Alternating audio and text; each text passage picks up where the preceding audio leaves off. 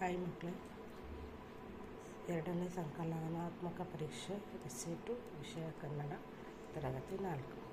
First ಹೊಂದಿಸಿ ಬರೆಯಿರಿ. ಆ ಪಟ್ಟಿ ಮತ್ತು ಬಾ ಪಟ್ಟಿ.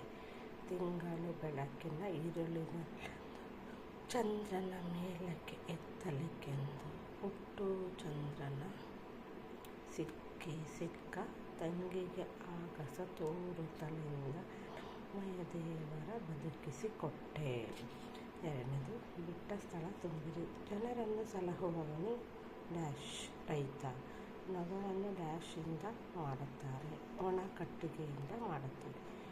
ಬಟ್ಟೆ ಗಂಟನ್ನು ಡ್ಯಾಶ್ ಹೊರುತ್ತದೆ, ಕತ್ತೆ ಹೊರುತ್ತದೆ. ಮೀನನ್ನು ಹಿಡಿಯಲು ಡ್ಯಾಶ್ ಬಳಸುತ್ತಾರೆ, ಬಲೆಯನ್ನು ಬಳಸುತ್ತಾರೆ.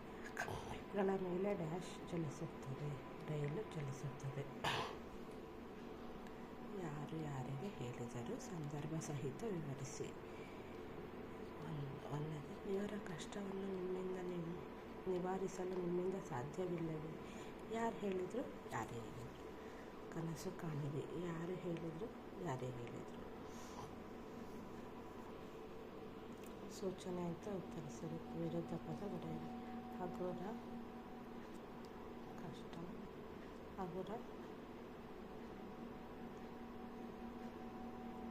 ಇನ್ನೊಂದು ಕಷ್ಟ. ಸಮಾನಾರ್ಥಕ ಪದ ಬರೆಯಿರಿ. ಗಗನ ಹೆಮ್ಮೆ. ಸ್ವಂತ ವಾಕ್ಯದಲ್ಲಿ ರಚಿಸಿರಿ. ಸಹಬಾಳ್ವೆ ಸ್ಪರ್ಧೆ.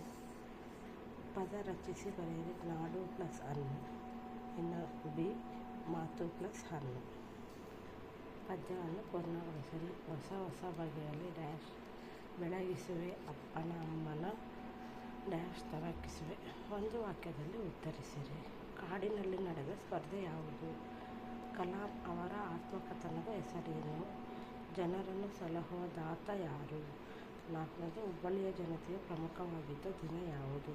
ಚಂದ್ರನು ಎಲ್ಲಿದ್ದನು? ಪ್ಲಾಟ್ಫಾರಂ ಎಂದರೇನು? ಪ್ರಯೋಗಾಲಯಕ್ಕೆ ಭೇಟಿ ಕೊಟ್ಟವರು ಯಾರು? ತೀರ್ಪುಗಾರರಾಗಿ ಕಾರ್ಯನಿರ್ವಹಿಸಿದವರು ಯಾರು? 2-3 ವಾಕ್ಯಗಳಲ್ಲಿ ಉತ್ತರಿಸಿರಿ. ರೈಲು ಪ್ರಯಾಣದ ಬಗ್ಗೆ ಚಿರತೆಯ ಅಭಿಪ್ರಾಯವೇನು? ಕಲಾಂ ಅವರಿಗೆ ಬಂದ ಪ್ರಶಸ್ತಿಗಳು ಯಾವುವು? ಬಾವಿಯಲ್ಲಿ ಚಂದ್ರನಿಂದ ನೋಡಿದಾಗ ಹುಟ್ಟು ಏನು ಮಾಡಿದನು?